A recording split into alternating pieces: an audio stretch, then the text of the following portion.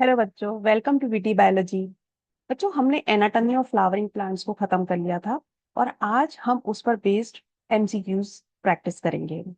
Actually MCQs के through आप एक तरफ जहां अपना रिवीजन भी कर सकते हैं, वहीं दूसरी तरफ आपको अपने लर्निंग गैप्स भी पता चलते हैं। आपको पता चलता है कि यहाँ मेरा कुछ गैप है and I should practice here, I should focus on this topic. तो इसलिए एमसीक्यू करना बहुत इंपॉर्टेंट है और डेफिनेटली रिवीजन तो इसके साथ होता ही है। तो ध्यान दीजिएगा कि एमसीक्यू पर हमेशा आप फोकस करिए, ज्यादा से ज्यादा एमसीक्यू प्रैक्टिस करिए, तभी आपकी तैयारी एग्जाम के हिसाब से अच्छी होती है। तो आज हम एनाटॉमी ऑफ फ्लावरिंग प्लांट से रिलेटेड 50 एमसीक्यूज प्रैक्टिस करेंगे। नेक्स्ट सेशन में we will practise 50 more questions on the same topic. So सबसे पहले स्टार्ट करते हैं बेटा। पहला क्वेश्चन है, the protective layer the protective layer protective outer most layer of a young root is called. क्या बोलते हैं उसे हम? कॉर्टेक्स? नहीं, कॉर्टेक्स तो नहीं होती। एपिडर्मिस? एंडोडर्मिस? एंडोडर्मिस भी नहीं होती, पेरिसाइकिल भी नहीं होती, इट इज एपिडर्मिस। सबसे आउटर लेयर हमें पता है एपिडर्मिस ही होती है। सिंगल लेयर्ड होती है जनरली, इलोंगेटेड सेल्स होती हैं, इनके बीच इंटरसेलुलर स्पेसेस एब्सेंट होते हैं। ये सब हमने पढ़ रखा है एपिडर्मिस के बारे में। Next question, root hairs arise from. Root hairs किससे अराइज होते हैं? कॉर्टेक्स से? बिल्कुल नहीं। एपिडर्मिस से? Yes, epidermis. रूट में हमने पढ़ा था कि एपिडर्मिस से एपिडर्मल हेयर यानी रूट हेयर्स निकले रहते हैं और वहां पर इस एपिडर्मिस की लेयर को हम क्या बोलते हैं? एपिब्लेमा। ठीक है, ये सब हमने पढ़ रखा है। Now Casparian strip, next question है, Casparian strips are present in, कहाँ प्रेजेंट होती है कैस्पेरियन स्ट्रिप्स? कॉर्टेक्स में? नो। पेरिसाइकिल में? नहीं। And epidermis? नो। एंडोडर्मिस में प्रेजेंट होती हैं। कैस्पेरियन स्ट्रिप्स क्या होती हैं? क्या होती हैं ये? दीज आर एक्चुअली सुबेरिन का डिपोजिशन होता है ऑन द एंडोडर्मल सेल्स और ये क्या करती हैं? वाटर मूवमेंट को चेक करती हैं। Okay, now next question is, pericycle give rise to. ये देखिए, ये वाला क्वेश्चन बहुत इंपॉर्टेंट है, कई कई बार ये एग्जाम में पूछा जाता है। Pericycle give rise to root hairs. Root hairs तो हमें पता है एपिडर्मिस से निकलते हैं, ठीक है। पेरिसाइकिल से क्या निकलते हैं? लेटरल रूट, यानी जो प्लांट में लेटरल रूट बनती हैं वो कहाँ से अराइज होती हैं? वो अराइज होती हैं पेरिसाइकिल से। अब क्योंकि एक और बात मैं आपको बता देती हूँ, जैसे पेरिसाइकिल से लेटरल रूट निकल रही हैं और पेरिसाइकिल एक एंडोजीनस टिश्यू है। जैसे क्योंकि पहले सबसे पहले एपिडर्मिस प्रेजेंट होगी, है ना, फिर उसके बाद कॉर्टेक्स प्रेजेंट होगी, फिर उसके बाद एंडोडर्मिस आएगी, फिर यहाँ पर पेरिसाइकिल प्रेजेंट होती है। तो इस पेरिसाइकिल से लेटरल रूट्स बनती हैं, इसलिए जो लेटरल रूट्स हैं वो उनको हम एंडोजीनस इन ओरिजिन भी बोलते हैं, ठीक है। So this is very important, ध्यान रखिएगा। Xylem transports food? No. Water and minerals? Yes, ये हम सबको पता है कि xylem water and mineral transport करता है। Next question is, phloem transports water? No, water और मिनरल्स के लिए तो अभी अभी हमने पढ़ा xylem is responsible. So phloem is responsible for food transport. Next question, the central region of the root is known as. अच्छा, रूट में जो सेंट्रल रीजन था उसको हम क्या बोलते हैं? पिथ बोलते हैं, ठीक है, पिथ बोलते हैं। Eighth question, the tissue between epidermis and vascular bundles is known as. क्या बोलते हैं उसको? Pith? No. Cortex? Yes. Cambium तो नहीं बोलते, जाइलम भी नहीं बोलते, कॉर्टेक्स बोलेंगे, ठीक है। वेस्कुलर बंडल इन मोनोकॉट स्टेम्स, देखिए ये क्वेश्चन बहुत अच्छा है कि मोनोकॉट स्टेम में वेस्कुलर बंडल कैसे होते हैं। तो देखिए, मोनोकॉट स्टेम में हमने देखे थे, आप रिवाइज याद करने की कोशिश कीजिए, हम पढ़ रहे थे जब हमने देखा था यहाँ स्कैटर्ड वेस्कुलर बंडल थे, एक तो स्कैटर्ड थे, ठीक है, अनइक्वल इन साइज थे। जो पेरिफेरल वन थे देवर स्मॉल इन साइज और सेंट्रल पोजीशन पर जो थे देवर बिगर इन साइज। इतनी बात हमें पता है। हमें ये भी पता है कि मोनोकॉट स्टेम में सेकेंडरी ग्रोथ नहीं होती। क्यों नहीं होती? क्योंकि वहां पर vascular cambium is absent. Vascular cambium absent it means those vascular bundles are close type. So vascular bundle close type होते हैं, ठीक है। ओपन तो होते ही नहीं क्योंकि मोनोकॉट स्टेम में सेकेंडरी ग्रोथ नहीं होती है। वेस्कुलर कैम्बियम एब्सेंट होती है, रेडियल नहीं होते। कि रेडियल किसका कैरेक्टरिस्टिक फीचर है? It is a feature of roots, और यहाँ हम बात कर रहे हैं मोनोकॉट स्टेम की बात हो रही है। कॉन्जॉइंट एंड ओपन ये भी गलत है, ठीक है। ओपन नहीं होंगे क्योंकि ओपन डाइकॉट स्टेम में प्रेजेंट होते हैं, मोनोकॉट स्टेम में ओपन वेस्कुलर बंडल नहीं होते। Okay, now next question, question number 10। Okay, यहाँ पर okay, करते हैं। Dicot stem vascular bundles are arranged, ठीक है, ये क्वेश्चन भी अच्छा है। डाइकोट स्टेम में वेस्कुलर बंडल कैसे होते हैं? अभी अभी हमने मोनोकॉट स्टेम की बात करी थी, उसमें स्कैटर्ड थे वेस्कुलर बंडल, लेकिन डाइकोट स्टेम में याद होगा कि they are arranged in a ring, है ना, एक रिंग में प्रेजेंट होते हैं। Next question, the vascular cambium is responsible for, vascular cambium किस चीज के लिए रिस्पॉन्सिबल होती है? तो आप सभी को पता है, it is responsible for secondary growth. Question number 12 है, कॉर्क कैम्बियम प्रोड्यूसेस, क्या प्रोड्यूस करती है? जाइलम, फ्लोएम, कॉर्क और कॉर्टेक्स। देखिए, जब हम कॉर्क कैम्बियम के बारे में पढ़ रहे थे तो हमने देखा था कि जो सेकेंडरी कॉर्टेक्स थी वो डी डिफरेंशिएट होके कॉर्क कैम्बियम बना दी। ये सपोज करिए दिस इज कॉर्क कैम्बियम, ठीक है। अब ये कॉर्क कैम्बियम आउटर साइड कुछ सेल्स कट करती है, ठीक है, उनको हम बोलते हैं कॉर्क। क्या बोलते हैं? कॉर्क। और ये कैसी होती हैं? सुबेरिन का इन पर डिपोजिशन होता है, और अंदर की साइड जो सेल्स प्रोड्यूस करती हैं उन्हें हम बोलते हैं सेकेंडरी कॉर्टेक्स। अंदर की साइड जो सेल्स कट करेंगे उनको बोलते हैं हम सेकेंडरी कॉर्टेक्स। अच्छा, इन सेल्स के दूसरे भी नाम हैं, जैसे सेकेंडरी कॉर्टेक्स को हम बोलते हैं फेलोडर्म, कॉर्क कैम्बियम का एक दूसरा नाम है फेलोजन, और कॉर्क को हम बोलते हैं फैलम के नाम से भी, ठीक है। तो कभी कभी इस नाम से भी क्वेश्चन आ जाएगा, तो आप कंफ्यूज मत होइएगा। अच्छा, इन तीनों लेयर को मिला के, ठीक है, इन तीनों को लेयर को मिला के एक और नाम दिया जाता है, इन तीनों को मिला के पेरिडर्म भी बोलते हैं, ठीक है। तो अब आई होप आप ये क्वेश्चन अटेम्प्ट कर सकते हैं, cork cambium give rise to cork. Now question number, अच्छा okay, question number 13 is missing, कोई बात नहीं, एक क्वेश्चन मिस हो गया है कहीं। लेंटिसल्स आर इन्वॉल्व इन, ठीक है, लेंटिसल्स फोटोसिंथेसिस में इन्वॉल्व होते हैं? नहीं। वाटर ट्रांसपोर्ट में? नहीं। फूड स्टोरेज करते हैं? नहीं। They are involve in gaseous exchange. देखिए, अभी अभी हमने ये देखा था कि ये कॉर्क वाली जो लेयर है, ये जो कॉर्क वाली लेयर है बनती है, ये सुबेरिन इस पर डिपॉजिट होता है, तो प्लांट को गैसियस एक्सचेंज में दिक्कत आती है, तो इसलिए कहीं कहीं पर ये cork cambium parenchymatous lens shaped cells बनाने लग जाता है इस तरीके से। आप याद करिए, मैंने आपको पढ़ाया था, ठीक है। इन क्योंकि अब यहाँ पर लेंस शेप्ड सेल है, इसीलिए इनको लेंटिसल्स बोला जाता है, और ये किस काम में आते हैं? फॉर गैसियस एक्सचेंज, ठीक है। तो lenticels are involve in gaseous exchange. Okay, now question number 15, secondary xylem is commonly called as, क्या बोलते हैं हम सेकेंडरी जाइलम को? याद रखिएगा बेटा, सेकेंडरी जाइलम को हम वुड बोलते हैं, ठीक है। हमने पढ़े थे सेप वुड, हार्ट वुड, ये सब पढ़ा है, और these are secondary xylem only, ठीक है। तो जब भी कभी वुड की बात आती है तो वुड से मतलब यही निकलता है कि it is about secondary xylem. Now next question, ये क्वेश्चन नंबर 16 है। Annual rings are form, annual rings किस वजह से बनती हैं? Epidermal growth? No. Seasonal activity of cambium, यही सही है, ठीक है। कॉर्टेक्स डेवलपमेंट नहीं, लीफ फॉल नहीं, seasonal activity. Annual rings of जो बनती है, हमें पता है कि कैम्बियम जो होती है, एक्चुअली जो कैम्बियम होती है, एक होता है स्प्रिंग सीजन और एक होता है ऑटम सीजन, ठीक है। जब स्प्रिंग सीजन होता है तो वाटर रिक्वायरमेंट जो होती है प्लांट की हाई होती है, क्योंकि नई नई लीव्स आ रही होती हैं। वहीं ऑटम में क्या होता है? लीव्स झड़ जाती हैं, तो इस समय पानी की इतनी रिक्वायरमेंट नहीं है प्लांट की। तो जो स्प्रिंग में सेकेंडरी जाइलम बनेगा, उसकी जो ट्रैकिड्स और वेसल्स होंगी वो ब्रॉड होंगी, ठीक है।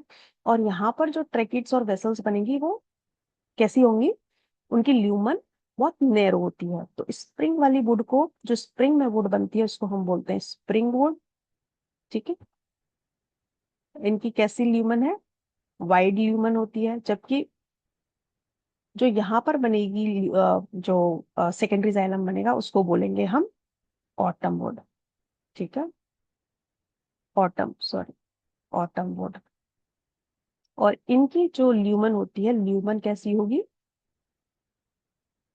ल्यूमन होती है नैरो। और इन दोनों के स्प्रिंग वुड और ऑटम वुड को मिलाकर एक एनुअल रिंग बनती है। तो ये एनुअल रिंग बेसिकली क्यों बन रही है? Due to seasonal activity of cambium, ठीक है। Now which tissue has living cell with unevenly thickened corners? So unevenly thickened corners, ये हमें पता है कोलन कायमा में होते हैं, पैक्टिन की अनइवन थिकनिंग होती है, ठीक है। ये हमने पढ़ा था जब हम पढ़ रहे थे सिंपल परमानेंट टिश्यू। आप देखिएगा लेक्चर को दोबारा से, जहां मैंने एनाटॉमी ऑफ फ्लावरिंग प्लांट्स पढ़ाया है उसके फर्स्ट या सेकंड लेक्चर में हमने कोलन कायमा टिश्यू को पढ़ा है। Question number 18, which tissue provides mechanical strength due to lignified wall? तो ये हमें पता है पेरन कायमा लिग्निफाइड नहीं होता, कोलन कायमा भी नहीं होता, स्क्लेरन कायमा, ठीक है। It is a tissue that provides mechanical strength, है ना, ड्यू टू लिग्निफाइड बॉल, ठीक है। कोलन कायमा भी मैकेनिकल स्ट्रेंथ प्रोवाइड करता है to some extent, but it is due to deposition of pectin, ठीक है। ये लिविंग टिश्यू है कॉलन कायमा, जबकि जो स्क्लेरन कायमा है it is a dead tissue, ठीक है।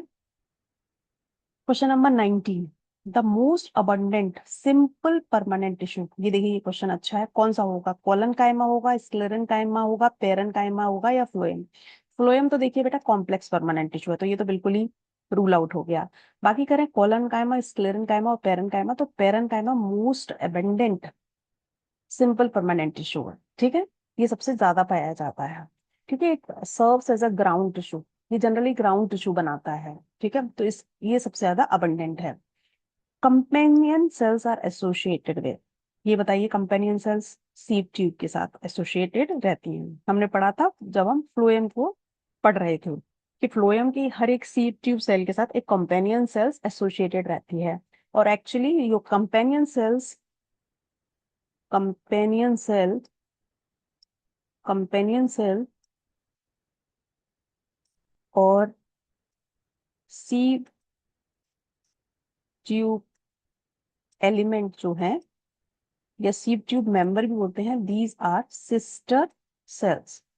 सिस्टर सेल्स क्यों होती हैं? क्योंकि they have form due to division of a single mother cell, ठीक है। एक सिंगल मदर सेल के डिवीजन से ये दोनों सेल्स बनी हैं।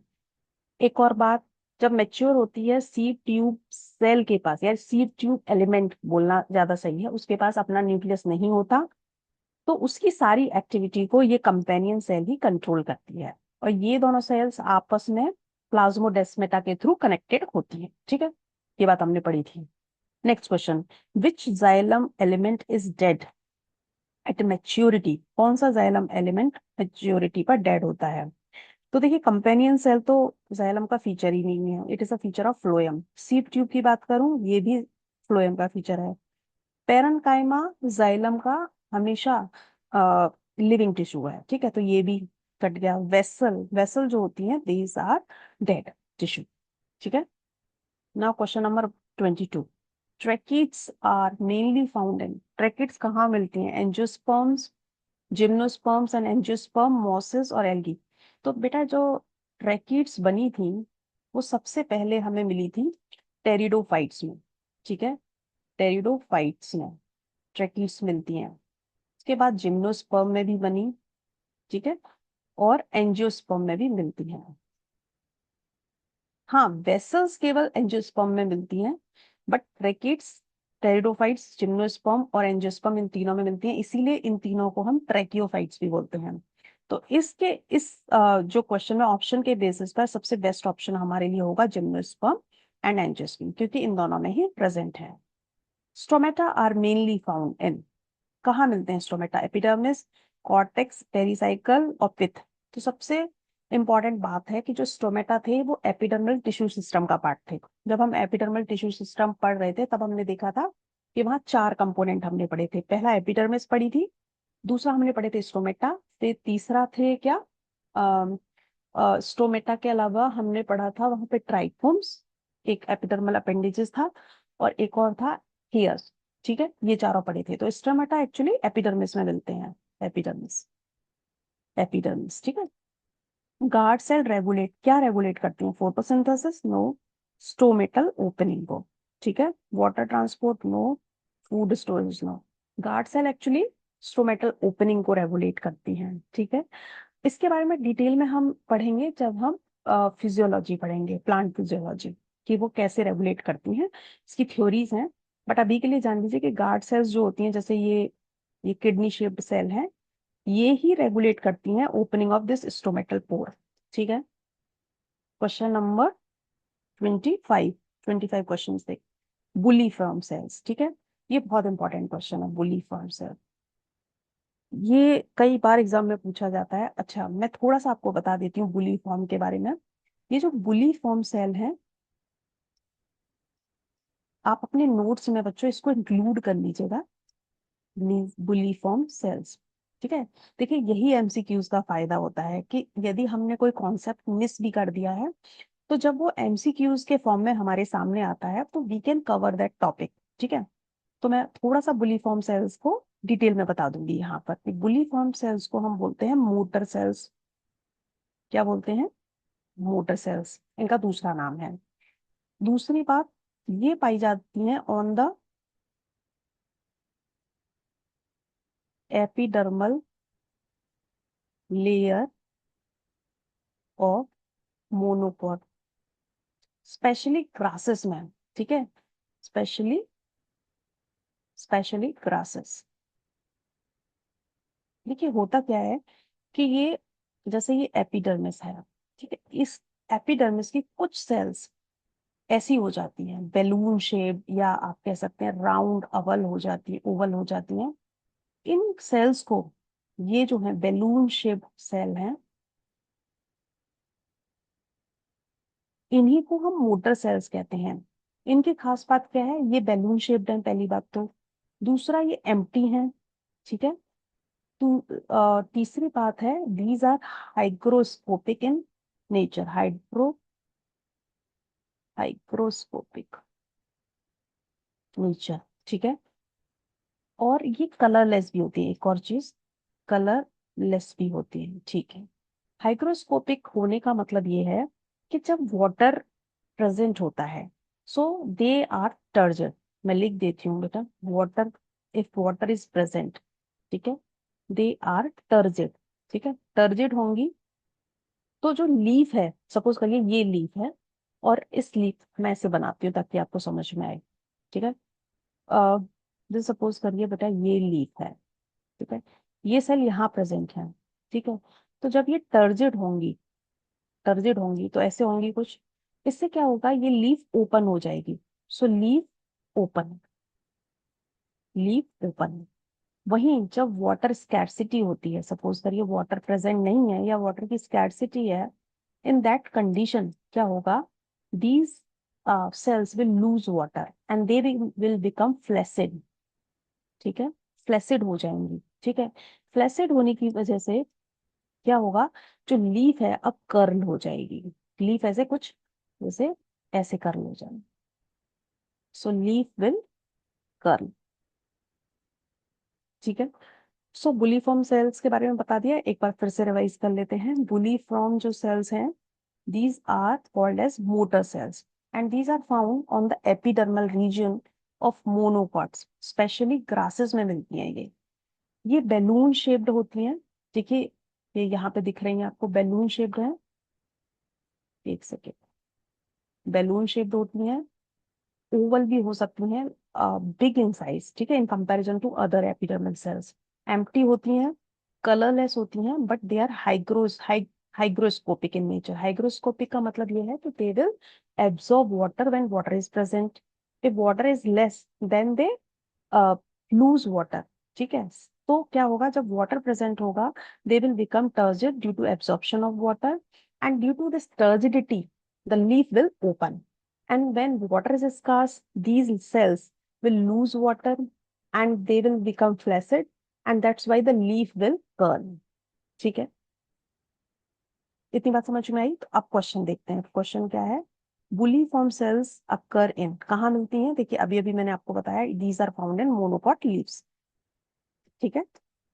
अच्छा, मोनोकॉट लीव्स और लिख लीजिएगा, मोनोकॉट तो मैंने लिखा है, लीव्स और लिख लीजिएगा, monocot leaves, leaves specially grasses में मिलती हैं। नेक्स्ट क्वेश्चन है बच्चों, mesophylls and dicot leaf is differentiated into. जो मीजोफिल है वो डायकॉट में डिफरेंशिएटेड होती है in palisade layer and spongy layer. ठीक है, सो जो पेलिसेड लेयर है that is photosynthetic region basically, और जो spongy tissue, spongy mesophyll cells होते हैं, these are basically meant for gaseous exchange. इनका मेन काम होता है गैसियस एक्सचेंज में, और जबकि पेलिसेड जो सेल्स होती हैं they play important role in photosynthesis. ठीक है, और ये कहाँ मिलती हैं? In dicot leaves. ठीक है, मेसोफिल इन मोटो, अब मोनोकॉट लीव्स की बात कर रहे हैं। They are differentiated, undifferentiated, absent और लिग्निफाइड। तो ये पता है कि इन मोनोकॉट्स मेसोफिल सेल्स कैसी होती हैं? अनडिफरेंशिएटेड होती हैं। वहां पेलिसेड और इस तरीके का स्पॉन्जी टिश्यूज में डिफरेंशिएशन नहीं होता, दोनों एक जैसी ही होती है ना, दे आर अनडिफरेंशिएटेड। तो यहाँ आंसर होगा अनडिफरेंशिएटेड। ठीक है, now next question, bundle sheath surrounds. Bundle sheath किसको सराउंड करता है? वेस्कुलर बंडल, ये हमें अच्छे से पता है, it surround vascular bundle. Which leaf is dorsiventral? Other again leaf पर क्वेश्चन आया है। डोर्सिवेंट्रल लीफ अभी अभी हमने बताया था, डोर्सिवेंट्रल लीफ कहाँ मिलती हैं? आप बताइए। जहां पर मीसोफिल सेल्स कैसे डिफरेंशिएटेड होंगी? डोर्सल साइड में कुछ अलग होंगी और वेंट्रल साइड में कुछ कहीं अलग होंगी। यानी कि ऊपर पेलिसेड होगा डोर्सल साइड में, और नीचे कौन सा टिश्यू प्रेजेंट होगा? स्पॉन्जी। और ये डिफरेंशिएशन कहाँ मिलता है हमें? डायकॉट लीफ के अंदर मिलता है। ठीक है, so answer will be dicot leaf. Next question, vascular bundle in roots are. आप देखिए, रूट्स में वेस्कुलर बंडल कॉन्जॉइंट होते हैं? बिल्कुल नहीं। बाइकोलेटरल, एम्फिक्रेबल? नहीं, रेडियल होते हैं। हमें पता है कि जाइलम और फ्लोएम, रूट्स के केस में सपोज करो ये रूट है, यहाँ जाइलम है तो यहाँ फ्लोएम है, फिर यहाँ जाइलम है तो यहाँ फ्लोएम है, फिर यहाँ जाइलम है तो यहाँ फ्लोएम है।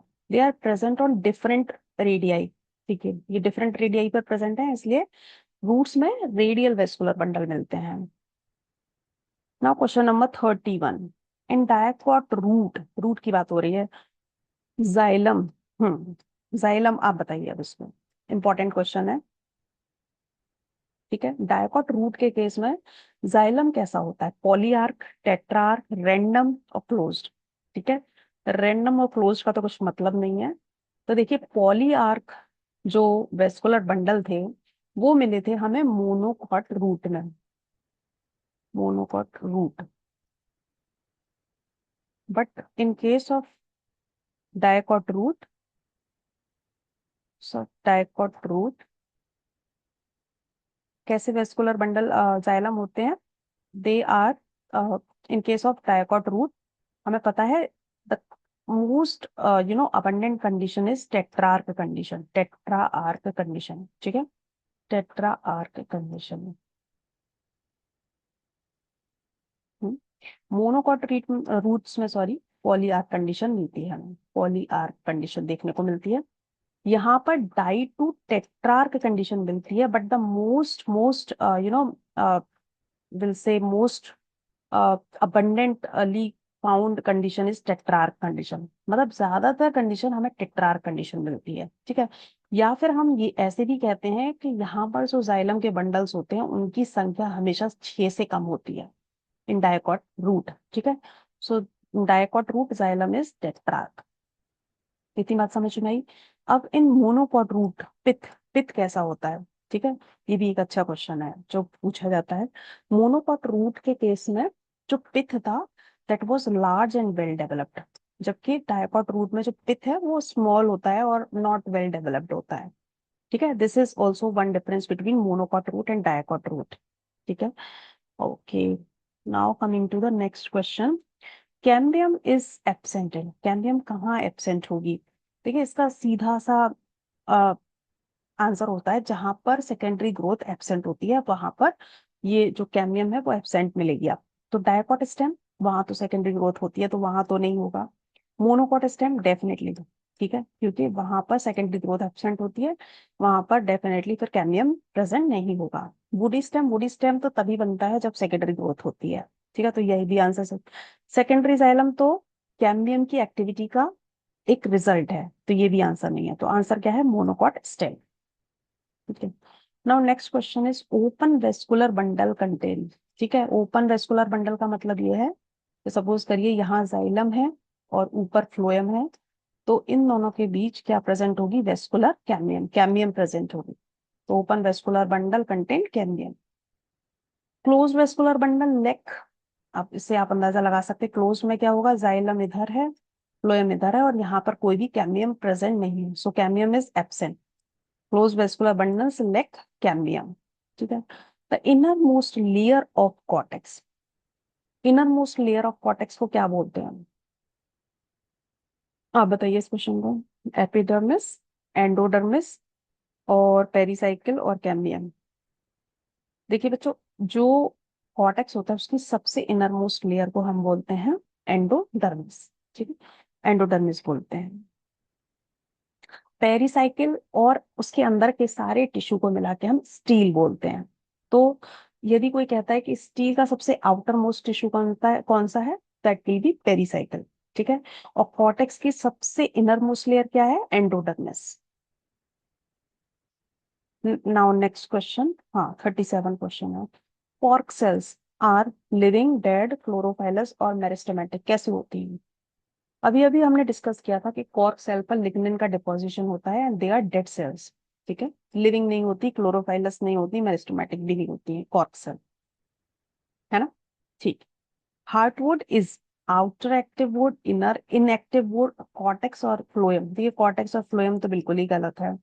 हार्टवुड हम पढ़ रहे थे तो हमने पढ़ा था कि जो अंदर का सेकेंडरी जाइलम है वो कैसा हो जाता है, due to deposition of certain tannins, secondary metabolites, basically gums, resins, oils, इन सब के डिपोजिशन की वजह से ये जो सेकेंडरी जाइलम है towards the inner side of the stem, ये इनएक्टिव हो जाता है, यहाँ से वाटर का ट्रांसपोर्ट नहीं हो पाता। और दूसरा एक रीजन था, इस रीजन में टाइलोसिस भी प्रेजेंट होते हैं। ठीक है, सो हम कह सकते हैं hardwood is inner inactive would. ठीक है, next is sapwood. Sapwood outer side मिलती है, जस्ट एक सेकेंड, सैपवुड कहाँ होगी, इसके आउटर साइड प्रेजेंट होगी। ठीक है, यहाँ पर प्रेजेंट होगी। सैपवुड कैसी होती है, ये होती है एक्टिव, यहाँ से वाटर का ट्रांसपोर्ट हो सकता है क्योंकि यहाँ पर इन सब सेकेंडरी मेटाबोलाइट्स का डिपोजिशन नहीं हुआ है। ठीक है, so we can write it is functional, functional secondary xylem. Sapwood is functional secondary xylem. वहीं हार्टवुड क्या है, इनएक्टिव सेकेंडरी जाइलम। ठीक है, नॉन फंक्शनल सेकेंडरी जाइलम भी बोल सकते हैं। Now main conducting conducting tissue of would, बताइए आप। वुड, वुड की बात मतलब हम जाइलम की बात कर रहे हैं, तो मेन कंडक्टिंग टिश्यू क्या है ऑफ वुड इज जाइलम। ठीक है, जाइलम ही होगा, कॉर्टेक्स एपिडर्मिस ये सब कुछ नहीं है। विच टिश्यू स्टोर्स फूड, कौन सा टिश्यू स्टोर करता है फूड, स्क्लेरेंकाइमा, नो। जाइलम का तो काम क्या है, एक्चुअली काइमा का काम है to provide mechanical strength, xylem का काम है to transport water and minerals, fibre का अगेन वही काम है टू प्रोवाइड मैकेनिकल स्ट्रेंथ, तो ये भी नहीं होगा, सो पेरेन्काइमा। ठीक है, पेरेन्काइमा ऐसा टिश्यू है जो फूड स्टोर करता है। Which tissue is mainly responsible for flexibility, so it's answer is collenchyma. ठीक है, कॉलनकाइमा है जो कि फ्लेक्सिबिलिटी प्रोवाइड करता है। Next question 43। ठीक है, vessels are absent in, vessels are absent angiosperm में तो प्रेजेंट होती हैं, इनफैक्ट ये एंजियोस्पर्म का मेन कैरेक्टरिस्टिक फीचर है। मोस्ट जिम्नोस्पर्म, हाँ ये वाली बात सही है, क्योंकि जिम्नोस्पर्म में, ज्यादातर जिम्नोस्पर्म में वेसल्स एब्सेंट होती हैं। नीटल्स जो, सॉरी, एक एक्सेप्शन है इसका बच्चों, बता देती हूँ, इसका एक एक्सेप्शन है नीटल्स। नीटल्स, एक वेट, नीटल्स एक्चुअली, नीटल्स एक ऑर्डर है, उसमें वेसल्स प्रेजेंट होती हैं, ये जिम्नोस्पर्म का ही एक ऑर्डर है, जिम्नोस्पर्म। लेकिन यहाँ पर वेसल्स प्रेजेंट होती हैं, but in most of the gymnosperm vessels are absent, present. ठीक है। Next question, the epidermis is covered by cork, cambium, bark, cuticle. Cuticle से कवर होती है, ये हमें पता है। Vascular bundle of leaf is called, क्या बोलते हैं वेस्कुलर बंडल ऑफ लीफ को? Vein, cortex, pith. कॉर्टेक्स तो नहीं बोलेंगे, ठीक है, पिथ नहीं बोलेंगे, नोड भी नहीं बोलेंगे। लीफ के जो वेस्कुलर बंडल है, बेसिकली जो वेन होती है वो उसका वेस्कुलर बंडल ही शो करती है। जो वेन होती है, जैसे सपोज करिए ये लीफ है, ठीक है, इसमें आपने ऐसे वेन्स देखी होंगी ना, ये मतलब ये शो क्या करती हैं बेसिकली, यही actually vascular bundle of leaf को रिप्रेजेंट करती हैं। इसी के थ्रू वाटर और मिनरल्स का ट्रांसपोर्ट हो रहा है लीफ के अंदर, ठीक है। के companion cells originate from same mother cell as the sieve tube, ये तो अभी अभी हमने डिस्कस किया था। सीड ट्यूब एलिमेंट जिस सेल से बनता है उसी सेल से कंपेनियन सेल्स भी बनती हैं, इसलिए दीज आर सिस्टर सेल्स, ठीक है। Which tissue remains living at maturity, ठीक है, मैच्योरिटी पर कौन सा टिश्यू लिविंग रहता है? वेसल्स तो नहीं होती, ट्रैकिड्स भी नहीं होती, फाइबर भी नहीं होता, सीड ट्यूब। देखिए सीड ट्यूब लिविंग है at the time of maturity also. Only thing they lack nucleus, nucleus नहीं होता। क्यों नहीं होता? क्योंकि इनको ट्रांसपोर्ट करने के लिए दे मैक्सिमाइज देयर स्पेस, ठीक है। लेकिन इनकी इनके चारों तरफ, इनके वॉल के आप ये कह सकते हैं, सपोज करिए वॉल ऐसे है ये, ठीक है, यहाँ पर पेरिफेरल प्रोटोप्लाज्म प्रेजेंट होगा, और क्योंकि इसके पास न्यूक्लियस एब्सेंट है, तो जो कंपेनियन सेल है इसकी, उसके through it is closely you know attached through plasmodesmata. तो इसका न्यूक्लियस, जो कंपेनियन सेल का न्यूक्लियस होता है, वो वेसल ट्यूब सेल के एक्टिविटी को कंट्रोल करता है, ठीक है। तो मेच्योरिटी में सीड ट्यूब सेल्स में, या sieve tube element better to say, वहां पर न्यूक्लियस प्रेजेंट नहीं होता है, but still they are living, ठीक है, क्योंकि प्रोटोप्लाज्म प्रेजेंट है वहां पर। The study of internal plant structure is called morphology. Morphology external feature की studies को बोलते हैं। टेक्सोनॉमी नहीं है, फिजियोलॉजी नहीं है, एनाटॉमी है, ठीक है। हम चैप्टर का नाम ही, हमारे चैप्टर का नाम क्या है? Anatomy. Anatomy means internal structure, ठीक है। अभी दो क्वेश्चंस और हैं, ये लास्ट टू क्वेश्चंस, सो इनको भी कर लेते हैं। Which plant tissues undergoes secondary growth? Meristematic tissue नहीं, मेरिस्टेमेटिक टिश्यू तो नहीं है, एपिडर्मिस नहीं, कॉर्टेक्स नहीं, कैम्बियम, ठीक है। कैम्बियम ही is responsible for mainly secondary growth. Secondary growth is characteristic of monocot stem, no. Dicot stem and root, yes. Dicot stem और डायकॉट रूट इन दोनों में मिलती है। मोनोकॉट रूट में मिलती है? नहीं मिलती है, लीव्स में नहीं होती है सेकेंडरी ग्रोथ। तो secondary growth is characteristic feature of dicot stem and root. So बेटा ये हमारे हो गए 50 एमसीक्यूज। नेक्स्ट वीडियो में हम जो रिमेनिंग 50 एमसीक्यूज हैं, we will cover those questions. So I hope you like this video, and if you like this video, please subscribe this channel and share with your friends so that they can also utilize these things. So okay, I hope ये जितनी भी कोशिश हो रही है वो आपके लिए कहीं ना कहीं किसी न किसी रूप में हेल्पफुल रहेगी। So okay, bye bye, take care, revise करते रहिए, और नेक्स्ट वीडियो में हम फिर से 50 एमसीक्यूज सॉल्व करेंगे।